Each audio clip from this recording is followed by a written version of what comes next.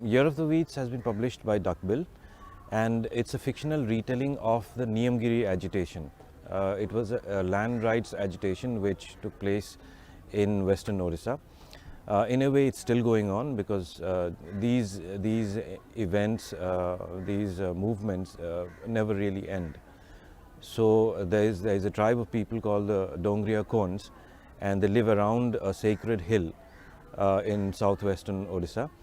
The hill also happens to have a very large deposit of bauxite, aluminium ore.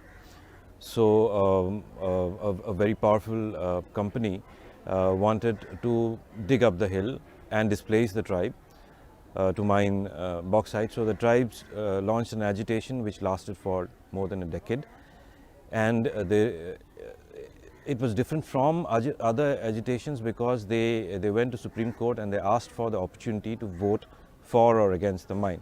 They said they wanted to be given the chance to decide for themselves whether they wanted to leave the area and leave their sacred hill.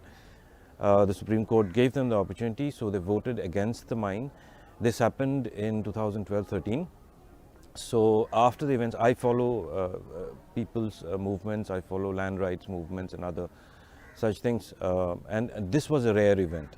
So I thought I should write a fictional version of the story. So this talks about not just about land rights movements, but it also talks about how the government works, how bureaucracy works, how the police system and courts work. So it eventually became a story about India as a whole.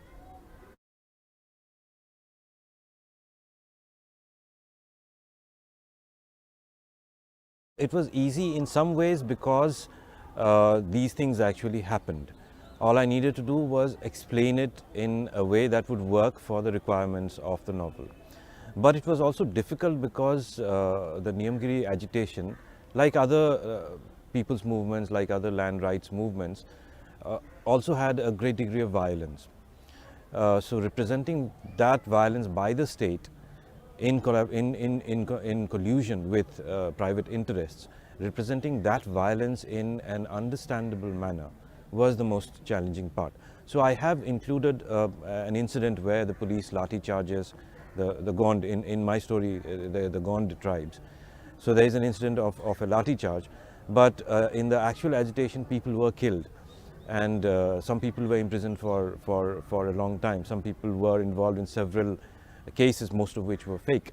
So those had to be either simplified or, in case of deaths, I decided not to go with it because I thought it would keep the story focused on the movement rather than on the violence that accompanied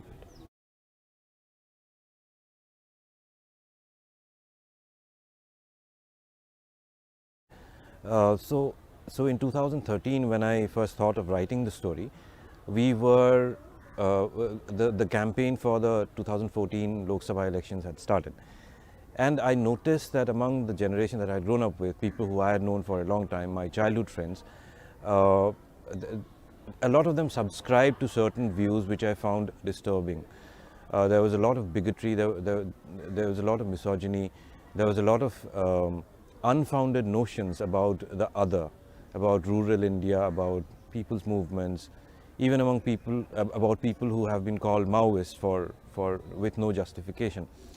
So I realized that although we had been taught about the country and about the state and about the foundational principles of India, of Indian democracy, perhaps my generation had not internalized it, and they had not really understood how complex this country is and how the only way we can survive is if we understand one another. So I was disappointed by my generation, and I thought I should talk to the next generation. And in my interactions with children afterwards, I have been told, I had suspected this, and now it's confirmed. So they are introduced to these things in school at a theoretical level, but the process of internalization never really takes place. The lived experience of what it is to suffer under the state or under its different organs, or the failures of these organs, are not something that they understand at first hand. They do not get the opportunity to engage with it. And this failing is ours. It's the failing of the education system, it's the failing of probably schoolrooms, certainly families. So children need to start asking questions about the other India, because there shouldn't be another India. There is just one India. It's just there are these different problems. Urban children need to understand the problems of rural India, and they need to be introduced to it. And a story like this, I thought, would be a good way of introducing them to it. Also, I figured that if after reading stories like this, after following real events like the Niyamgiri agitation, if children ask why they have not been informed of this before, that would be a good place to start, because solving problems begins by addressing doubts, by addressing questions that people have, and questions can only emerge from awareness about the complexities of India.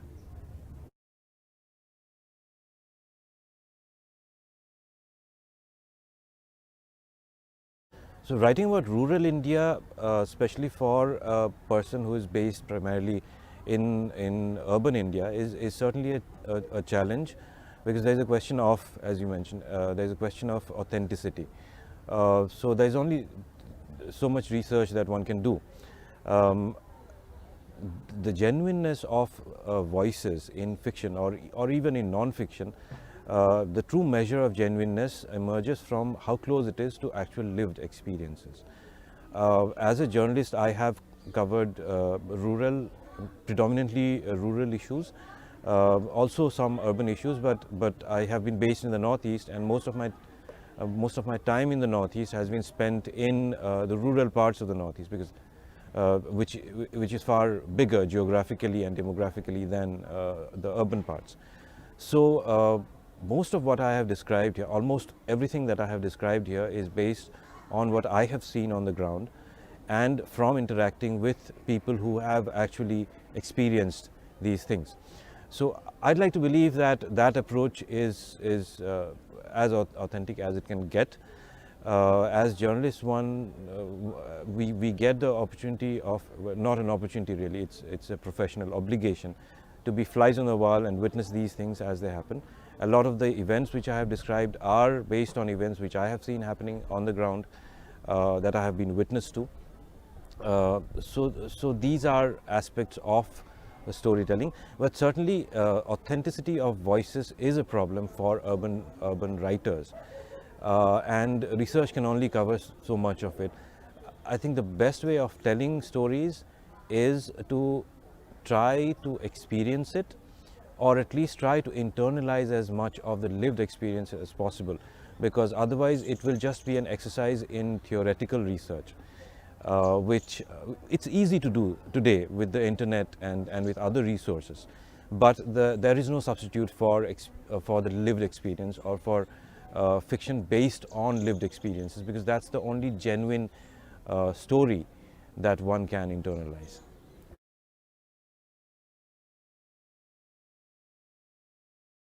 The response has been in two parts.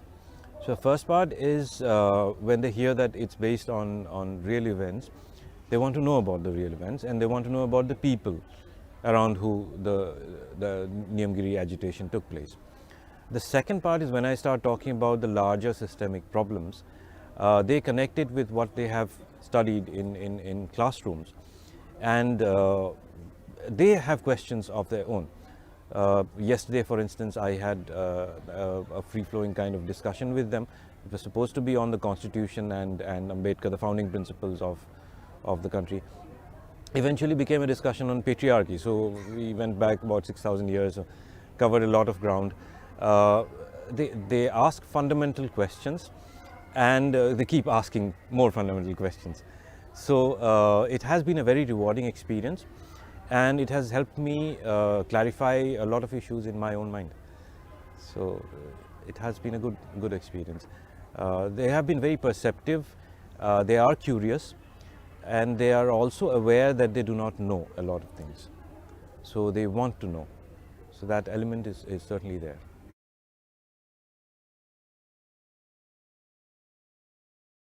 In the classroom, it could be used as an introduction to rural India and to how the state works in the hinterland.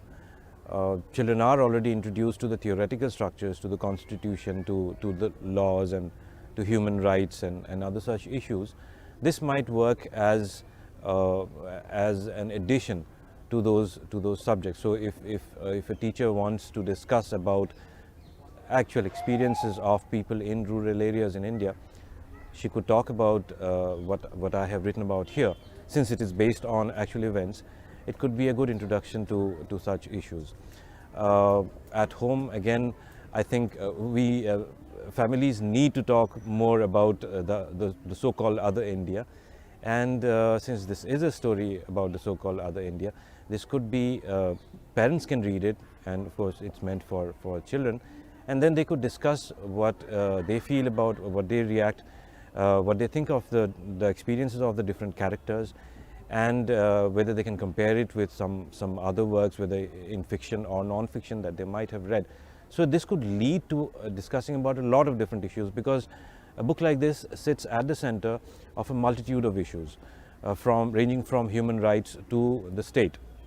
So this book could be the start of conversations, discussions and debates on a wide variety of topics in the classroom and at home.